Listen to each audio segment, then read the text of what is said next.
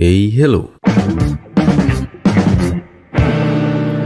Balik lagi di channel Spoiler Moon dan kita akan bahas kelanjutan spoileran dari part sebelumnya. Nah, di part sebelumnya, Sofan kedatangan tamu kecil-kecil. Iya, nggak beneran kecil sih, karena umur mereka sekitar 18 tahun ya, kalau digambarkan. Yang merupakan keturunan langsung dari Luo Meng. Dimana di situ ada karakter baru ya, Luo Xifan, Long Jianshan, dan Xie Ningxiang. Tapi info terpenting yang akan sering kita bahas bahwa di situ ada kemunculan dari kuil iblis surgawi, yang mana pemimpin atau kepala dari kuil iblis surgawi itu tidak lain tidak bukan adalah Sofan. Di bawah Sofan ada juga 5 raja Dharma. Dan dari part sebelumnya kita tahu bahwa sudah ada 2 raja Dharma yang identitasnya terbongkar, yaitu yang pertama adalah Sange dengan julukan Beastmaster, dan yang kedua adalah QR. Julukannya ini gue agak sedikit ngarang ya, jadi Queen of Birth. Nah, langsung aja kita akan masuk ke bagian berikutnya. Dan sebelumnya gue say sorry banget, karena biasanya gue pulang kerja itu langsung kerja gitu ya, langsung buat naskah segala macam. Tapi ternyata tadi itu gue kehilangan fokus begitu, dan akhirnya gue memutuskan untuk rehat sebentar 15-20 menit. Ternyata kebablas sampai jam setengah 10. Makanya terus kemudian update-annya mundur sampai ya ini kayaknya sekitar jam 1, jam 2 baru ke-update gitu ya. Oke, kita akan masuk ke part 225. Dan part kali ini aneh ambil dari bab 1123 sampai 1125. Ayahku kembali. Sebuah suara terdengar dari luar rumah, dan suara itu jelas adalah milik QR. Lalu tak lama QR pun masuk ke dalam gubuk dan dia agak terkejut, tapi juga senang. "Kakak ketiga, kamu ada di sini," katanya. Sofan kini masih duduk dengan tenang dan di sebelahnya memang sudah ada Sange. Mendengar suara dari adiknya, Sange perlahan tersenyum. "QR, aku juga adalah putra ayah, maka wajar jika aku pun ingin menemaninya. Apa kamu tidak ingin melihatku di sini?" Kalian berdua, kalian sudah berumur lebih dari 100 tahun, dan kalian tidak juga berubah. Terutama kamu, Sange. Tidak ada yang berubah selain tinggi badanmu, kata Sofan dengan acuh tak acuh. Lalu mendengar itu, Sange pun cemberut, sedangkan QR justru tertawa. Kini, kembali, Sofan menatap QR dan berkata, "Bagaimana dengan penyelidikanmu? Siapa yang sebenarnya datang ke kota ini?" "Itu bukan masalah besar, ayah. Dia hanyalah salah satu anggota dari kuil iblis surgawi. Orang-orang mengenalnya dengan julukan pemakan bangkai. Dia datang paling hanya karena sedang mencari-cari sesuatu," kata QR. Sofan termenung sebentar lalu berkata, "Pemakan bangkai adalah orang yang memiliki reputasi buruk. Apa mungkin dia datang ke tempat ini untuk bersembunyi?" Tapi QR menggelengkan kepalanya. "Tidak mungkin, ayah. Bahkan jika dia memiliki banyak masalah dengan Shizhou, pemakan bangkai setidaknya berada di tahap 7 ranah Guiyuan. Dengan kekuatan tempur Shizhou sekarang, sulit untuk menangkapnya. Selain itu, tidak ada gerakan apapun di Shizhou belakangan ini. Aneh. Lantas kenapa dia sampai datang ke tempat terpencil yang bahkan hampir tidak ada orang yang mau untuk mampir?" Sange, apa dia datang bersamamu? Tanya Sofan sambil menoleh ke samping. Tidak sama sekali, ayah. Dia juga tidak memiliki kapasitas untuk datang bersamaku, jawab Sange. Lantas kenapa dia datang kemari? Apa dia datang untuk mencariku? Kata Sofan sambil sedikit mengangguk-ngangguk. Jadi orang tua itu berusaha untuk melacak keberadaanku, sang master kuil. Menarik, ini sungguh menarik, kata Sofan. Kuer dan Sange terkejut dan berseru bersamaan. Apa? Dia berani mencari keberadaan dari master kuil? Sepertinya dia sudah kehilangan akal sehatnya. Apa dia bahkan lupa akan aturan dari kuil iblis kita? Mendengar itu, Sofan justru menyeringai. Jika orang ini memang murni pengikut kuil iblisku, seharusnya dia tidak akan berani melanggar aturan. Kecuali jika ada seorang master yang berdiri di belakangnya. Karena itu Kuer, Sange, orang tua itu pasti belum pergi jauh. Maka ikut aku dan melihat siapa sebenarnya orang yang ada di balik orang ini. Sofan kemudian bangun dari kursinya dan berjalan keluar sambil tertawa. Sange segera mengikutinya dari belakang, dan dia ingat pesan dari Wurandong yang harus dia sampaikan. Tunggu ayah, sebelum aku datang ke tempat ini, Paman Dong memintaku untuk bertanya pada ayah, kapan kita akan memulai langkah terakhir dari rencana ini? Secepatnya, sebentar lagi kita akan eksekusi, kata Sofan sambil tertawa. Dan mendengar itu, Sange pun mengangguk. Lalu akhirnya ketiga orang itu pun pergi dan mengejar pemakan bangkai. Di sisi lain, kita akan pindah ke aula kekaisaran di ibu kota kekaisaran Bintang Pedang. Di sana ada sebuah meja besar berbentuk oval dengan panjang hingga puluhan meter. Di sana terlihat Bai Li Jingxi duduk paling ujung dan di sebelahnya adalah Bai Li Jingwei. Lalu kemudian di depan kedua orang ini ada ke-9 Raja Pedang dan masih ada satu tempat kosong yang belum diisi. Sepertinya sang pangeran Istana Timur masih belum datang, kata Sangguan Feiyun. Namun setelah dia mengatakan itu, seorang pria parubaya dengan satu tangan muncul dari arah lorong istana. Rupanya sang Raja Pedang satu tangan sudah datang.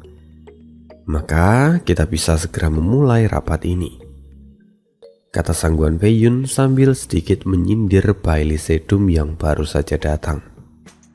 Nah, sedikit ralat dari 3 part sebelumnya. Di akhir part, Ani mengatakan kalau ada undangan yang datang dari Bai Li Jingwei dan memanggil 10 Raja Pedang. Pada saat itu Ani menyebutnya masih 9 Raja Pedang. Nah, jadi sebenarnya Raja Pedang itu sekarang sudah ada 10 orang. Dan member terakhir adalah Bai Li Sedum. Karena rupanya setelah beberapa dekade, Bai Li Sedum diangkat menjadi Raja Pedang, meskipun fisiknya sudah tidak lengkap. Itu dilakukan karena kekuatan dan kejeniusan dari Bai Li Sedum memang masih lebih baik daripada generasi muda di Kekaisaran Bintang Pedang yang lainnya.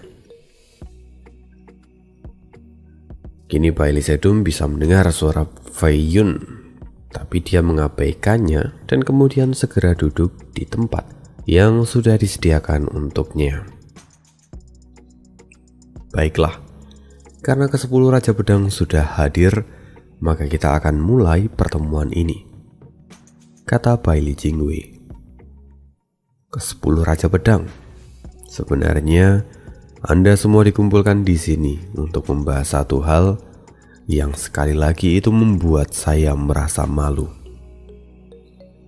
Karena meski kita sudah bangkit dalam hal kekuatan dan juga finansial selama 100 tahun terakhir, tapi kali ini krisis besar juga sedang membayangi kita. Bahaya yang bisa menghancurkan kekaisaran dalam sekejap kini terus mengintai kita. Semua orang terdiam mendengar pernyataan dari Bai Jingwei dan menunggu kalimat berikutnya. Yang mulia Raja Pedang, apakah Anda semua ingat akan sosok yang telah mengalahkan saya 100 tahun yang lalu? Sofan, kata Bai Sedum segera. Dia adalah satu-satunya orang di ruangan ini yang menaruh dendam paling besar pada Sofan.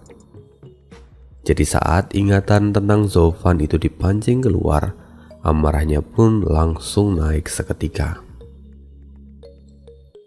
Bai Jingwei mengangguk. Benar, dia adalah orang yang memiliki kekuatan pikiran yang luar biasa. Kehadirannya 100 tahun yang lalu benar-benar membuat rencana kita gagal total. Dan bahkan kekaisaran dilanda kekacauan. Sungguh beruntung bahwa di masa itu dia masuk ke dalam mulut monster Laut Utara dan tidak pernah lagi kembali. Dengan begitu kita bisa yakin bahwa akhirnya dia sudah mati. Mendengar itu, semua orang pun mengangguk dan sebagian besar merasa lega, sedangkan yang lain tampak ada ekspresi kesedihan. Tapi Bai Jingwei belum selesai bicara dan dia melanjutkan. Sayangnya, hal yang ingin saya bahas kali ini masih berkaitan dengan keberadaan Sofan. Meski dia sudah mati, rupanya warisan yang dia tinggalkan masih terus mengganggu kita. Anak itu sebelumnya berkata kalau dia berasal dari Gunung Tianmo. Dan setelah kejadian itu ada banyak sekali kelompok yang menyebut dirinya sebagai cabang dari Gunung Tianmo. Tujuan mereka jelas adalah untuk menipu dan mengambil keuntungan. Dan setelah itu juga kita terus membasmi kelompok-kelompok sekuler yang mengatasnamakan dirinya sebagai Gunung Tianmo. Meskipun mereka hanya sekelompok orang yang palsu dan ingin mencari keuntungan, tapi itu cukup mengganggu proses pemulihan kita selama 100 tahun terakhir. Sang Guan Peiyun pun sependapat dan mengangguk. Meski mereka hanya sekelompok semut, tapi jumlah mereka itu memang sangat merepotkan. Bai Jingwei tampak semakin serius. Sekelompok semut itu memang mengganggu, tapi sebenarnya itu tidak akan cukup menjadi alasan untuk mengumpulkan Anda semua ke tempat ini. Alasan utama saya meminta kehadiran ke-10 Raja Pedang itu karena ada pergerakan yang sangat besar dan mengganggu stabilitas seluruh benua. Pergerakan itu berasal dari sebuah organisasi yang menyebut dirinya sebagai Kuil Iblis Surgawi. Organisasi ini sangat terstruktur dengan sangat baik dan berbeda dengan kelompok-kelompok kecil yang sebelumnya. Mereka tersebar merata di seluruh benua dan kehadiran mereka yang tiba-tiba ini sungguh mengejutkan. Seolah mereka selama ini bekerja secara underground dan baru mulai muncul lagi ke permukaan. Saya takut bahwa kelompok ini bisa menjadi hambatan terbesar bagi Kekaisaran Bintang Pedang. Mendengar itu, semua orang langsung menjadi serius, terutama Sang Guan Peiyun. Kuil Iblis Surgawi? Itu benar. Anda semua pasti ingat akan kerusuhan di Kekaisaran saat kita melakukan penyerangan ke Beizhou. Semua itu adalah gerakan dari Kuil Iblis Surgawi. Lalu setelah perang selesai, mereka kembali bekerja dalam bayangan dan mereka baru muncul beberapa dekade terakhir. Keberadaan mereka sangat meresahkan, dan karena itu juga Anda semua diminta untuk berkumpul di sini dan membersihkan kekacauan ini, kata Bai Jingwei sambil membungkukkan badan. Nenek beruang. Orang-orang ini sungguh licik. Jika mereka tidak segera dibasmi, itu jelas akan menyebabkan masalah yang lebih besar, kata Sangguan Beiyun yang tampak kesal. Itu benar, kelompok ini tidak seperti kelompok lainnya. Mereka terorganisir dengan sangat rapi. Mungkin kita harus segera mengambil tindakan. Jika tidak, maka masalahnya akan semakin besar, kata Liu Mubai. Tapi bahkan jika di mulut Liu Mubai berkata demikian, ada senyuman misterius di sudut mulutnya, seolah dia memang menyembunyikan sesuatu hal yang besar. Setelah itu Bai Jingwei kemudian berkata, kuil iblis surgawi ini memang dirancang dengan sangat rapi. Penyebarannya pun bisa dipastikan terorganisir dengan baik. Mereka juga telah menjaga profil rendah diri selama 100 tahun terakhir, sehingga kita bahkan tidak bisa menemukan keberadaan mereka.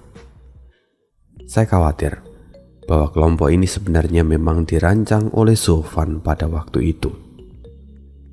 Zhou Fan?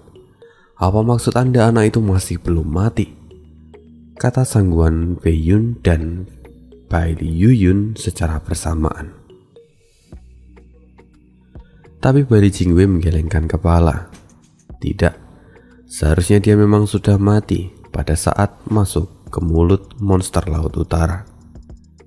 Tapi rencana ini pasti berasal darinya sejak sebelum dia mati. Karena semua orang tahu siapa yang mengendalikan perang pada waktu itu. Dan jika ada kemungkinan, maka hanya dia yang bisa melakukan ini. Mendengar itu semua orang yang hadir semakin tenggelam. Bahkan Fei Yun tidak bisa menahan diri dan mengepalkan tangannya dengan erat. Bocah itu benar-benar beracun. Bahkan setelah kematian, dia masih terus menghantui kita. Ya, anak itu memang terlalu mesum. Jika dia masih hidup sekarang, aku tidak tahu dan tidak bisa membayangkan apa yang akan terjadi pada kita. Karena pada saat dia sudah tidak ada saja, dia masih meninggalkan begitu banyak pekerjaan yang harus kita selesaikan, kata Bai Liyuyun. Bai Jingwei pun mengangguk dan dia setuju dengan apa yang mereka sampaikan. Lalu kemudian Bai Jingwei mengeluarkan sebuah peta besar dari cincinnya. Apapun itu, sekarang kita harus segera membereskan mereka semua. Ini adalah peta tempat di mana mereka muncul. Mereka semua bergerak dengan sangat cepat, dan setiap kali mereka muncul, mereka melakukan tugasnya dengan rapi. Mereka hanya sesaat bekerja dan kemudian menghilang lagi. Seolah-olah mereka sedang melakukan sesuatu, tapi semuanya itu sudah disusun dengan sangat baik, sehingga itu tidak membutuhkan waktu yang lama. Apa? Jadi menurut Anda mereka memiliki tugas tertentu? Tanya Sangguan Beiyun. Bai Jingwei pun mengangguk. Saya pikir demikian, tapi sepertinya ini bahkan jauh lebih menakutkan. Karena pada akhirnya saya juga tidak bisa menemukan tujuan mereka yang sebenarnya. Mendengar itu para Raja Pedang saling bertukar pandang dan perlahan mengangguk. Selain itu, Bai Jingwei mengeluarkan selembar kertas lagi dan meletakkan di depan semua orang. Ini adalah pengakuan dari beberapa murid kuil iblis surgawi yang berhasil kami tangkap. Dari apa yang mereka katakan, kuil iblis surgawi bergerak dalam satu komando. Mereka memiliki otoritas tertinggi, yaitu Master Kuil yang dijuluki Raja Iblis Kegelapan. Tidak ada satupun pengikut dari kuil iblis surgawi yang pernah melihat master kuil mereka.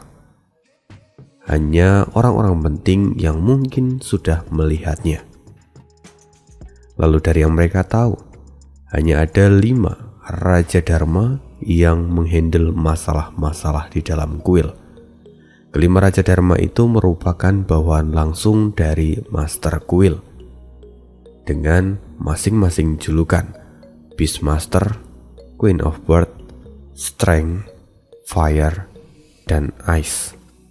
Dikatakan juga bahwa kekuatan mereka berlima sebanding dengan Raja Pedang. Mereka adalah yang mengatur distribusi kekuatan dan tugas dari para pengikut kuil iblis surgawi. Lalu di bawah itu masih ada para tetua yang lain, namun kekuatan mereka tidak perlu terlalu diperhatikan. Semua Raja Pedang terkejut. Mereka tidak menyangka bahwa akan ada organisasi yang kekuatannya bisa menyaingi kekuatan Kekaisaran Bintang Pedang. Dengan kekuatan itu di seluruh benua, hanya Zhong Zhou yang bisa bersaing dengan mereka. Lalu Bailey Yulei berkata, "Perdana Menteri, bukankah gambaran yang Anda berikan ini terlalu dibesar-besarkan? Kita tahu daftar para ahli top di seluruh benua. Jadi bagaimana mungkin tiba-tiba ada begitu banyak orang dengan kekuatan sebesar itu? Apalagi tidak mungkin Raja Dharma dapat dibandingkan dengan kami." Bailey Jiwei termenung.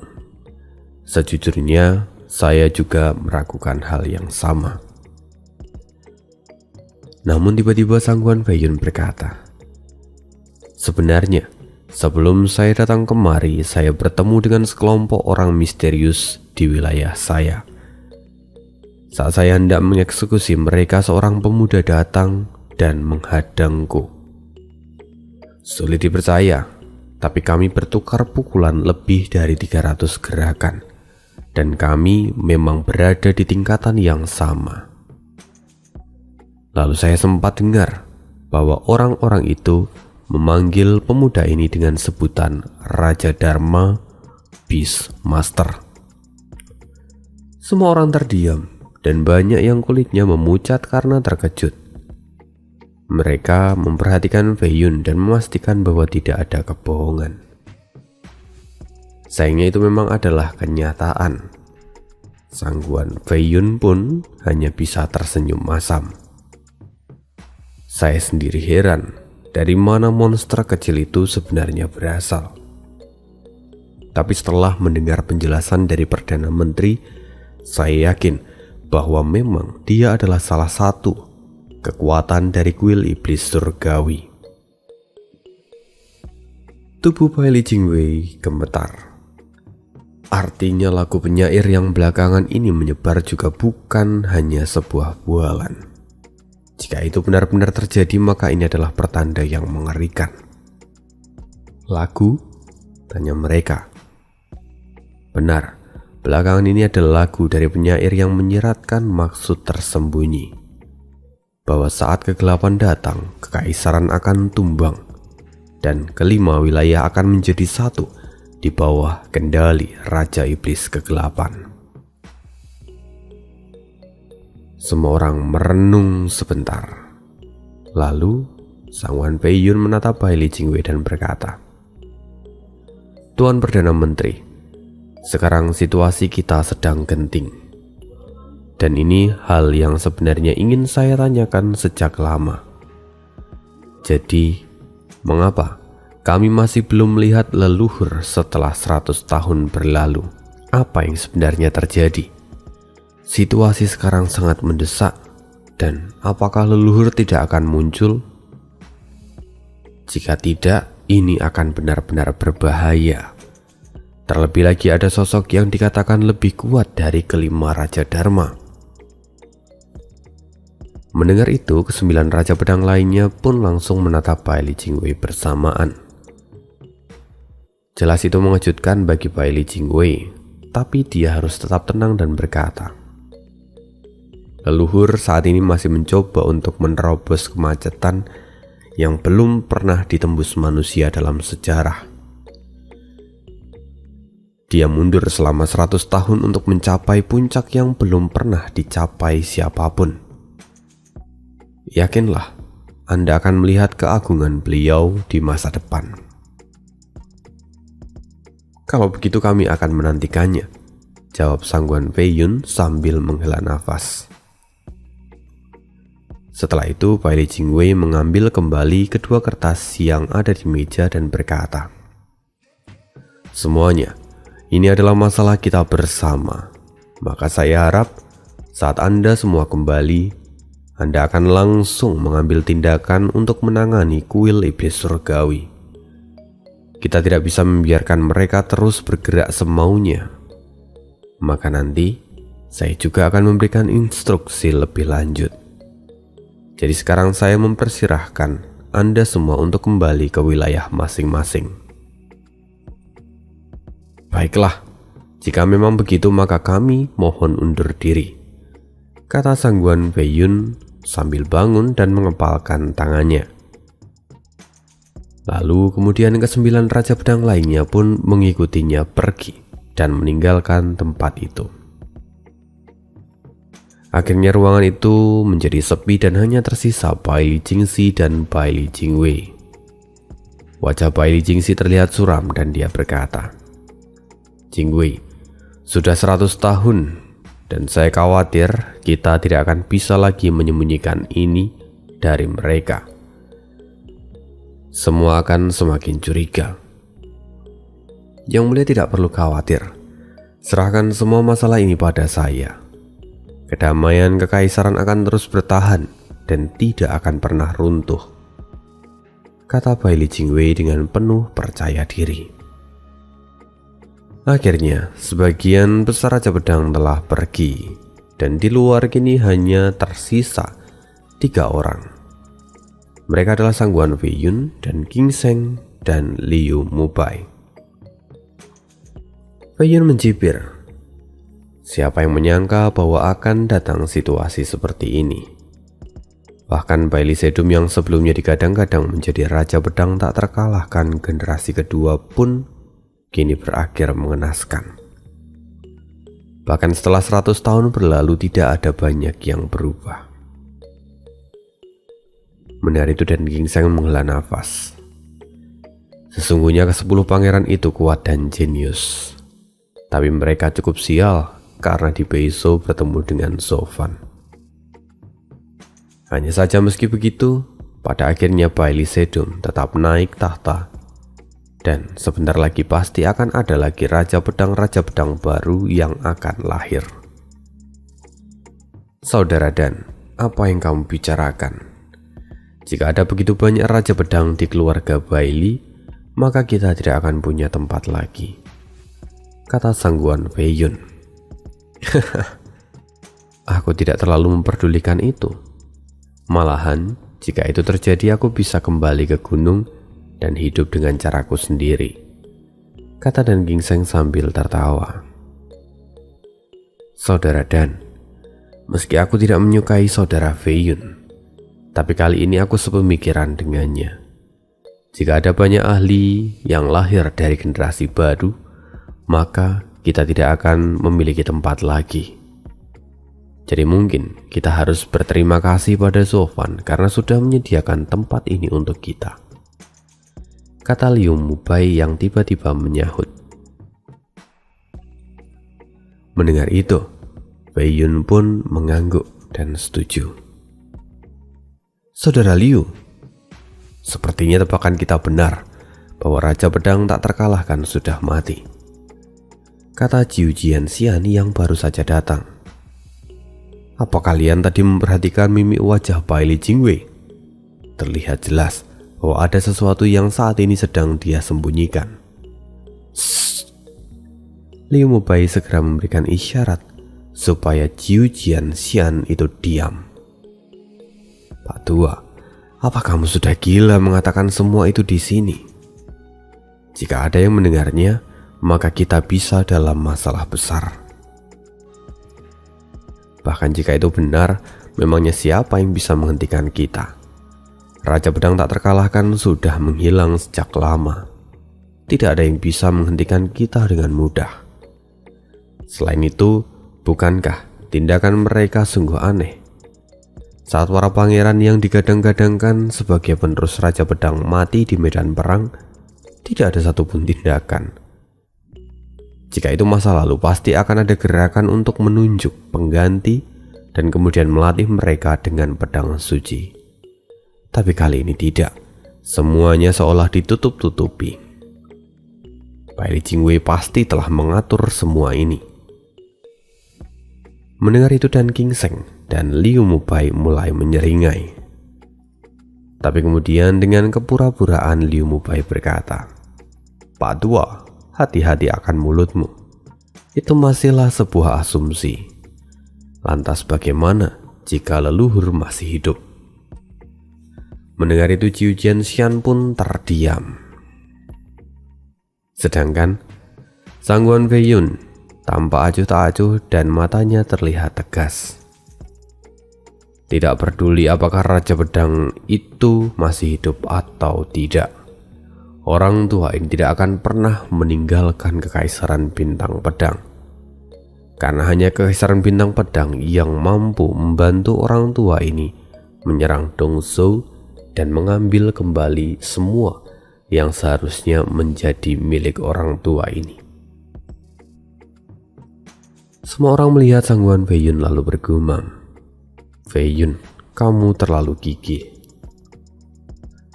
Sebelum mereka pergi, tiba-tiba ada sosok berpakaian merah datang ke depan mereka dan memberi hormat. "Salam, saya Menteri Perang Yu Wenyong, memberi salam pada keempat Raja Pedang." "Menteri Perang?" gumam mereka. Lalu Feiyun bertanya, "Apa yang kalian mau dari kami?" Yu Wenyong kemudian membungkuk. "Lapor pada Raja Pedang Feiyun. Saya kemari untuk menemui Raja Pedang Pembunuh Naga, Raja Pedang Dan Gingseng, karena saya memiliki sebuah permintaan." "Menemuiku? Apa tujuanmu?" "Maaf, tapi aku tidak mengenal kalian berdua. Jadi pergilah," kata Dan Gingseng dengan wajah keheranan. "Raja Pedang Dan, saya hanya ingin menyerahkan ini pada Anda," kata Yu Wenyong sambil menyerahkan sebuah gulungan. "Ini? Bagaimana ini bisa di tangan kalian?" Tangan Dan Gingseng bergetar seolah dia menemukan sesuatu yang sudah lama ia cari-cari. Lalu Chen membungkuk.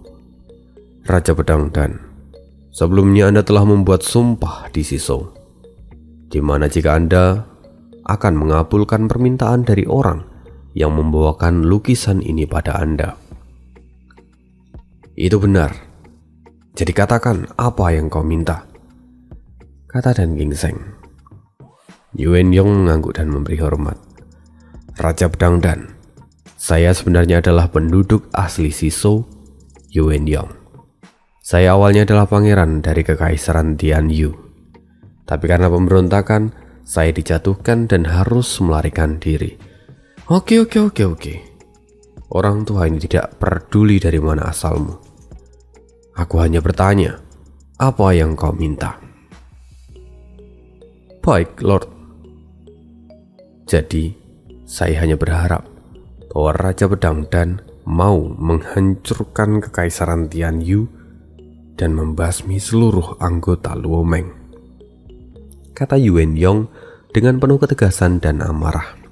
"Hah?" Dan Gingseng terkejut. "Membunuh seluruh anggota Luo Meng?"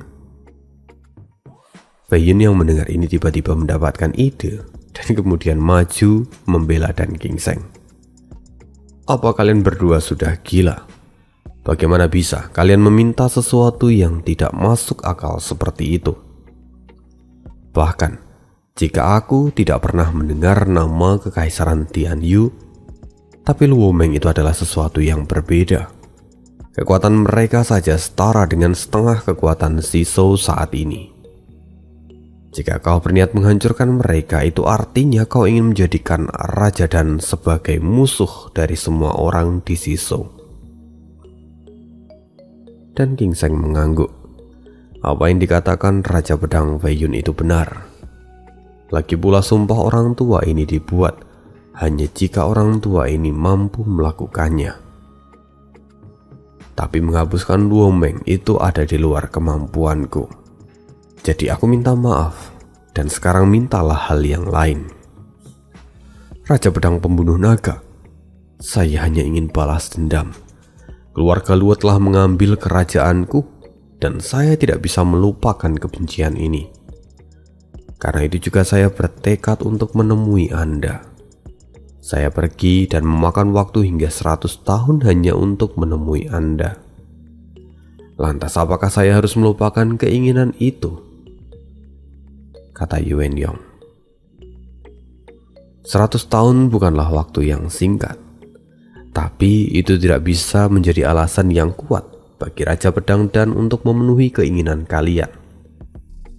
Jika kau memang tetap ingin meminta itu, artinya kau ingin saudara Dan untuk bersiap menanggung resikonya di belakang. Kehancuran Luo Meng itu pasti akan mempengaruhi kekuatan dari seluruh Shizou. Atau begini saja, tunggu Perang Dunia Kedua. Di saat kekacauan terjadi, maka Raja Pedang Dan akan memenuhi keinginan kalian. Yuan Yong tertunduk. Meski pertanyaan Raja Pedang Wei Yun itu masuk akal, tapi perang mungkin tidak akan terjadi dalam 1 atau 2 tahun. Bahkan jika saya tidak tahu apakah dalam 100 tahun ke depan perang akan terjadi atau tidak, itu terlalu lama. Yuan Yong terdiam lalu berpikir sejenak. Kalau begitu Raja Pedang Dan, saya punya permohonan lain. Tolong bunuh Luo Yunhai, pemimpin dari keluarga Luo. Selama dia mati, maka Luo Meng akan kolaps. Dan dengan begitu dendam saya akan terbayarkan. Ini permintaanmu, aku setujui. Jika itu hanya membunuh 1 orang, maka aku tidak akan keberatan, jawab Dan King Seng. Yuan Yong sangat senang dan membungkuk lagi. Kemudian dia pergi dari sana. Dan setengah jam berlalu.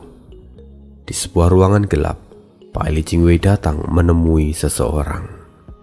Semuanya sudah beres, Perdana Menteri, kata sosok dalam kegelapan yang tidak lain tidak bukan adalah Yuan Yong. Bagus, itu tidak sia-sia. Sekarang pergi dan sebarkan ke seluruh benua bahwa Dan King Seng akan membunuh Luo Yunhai, kata Bai Li Jingwei sambil menyeringai.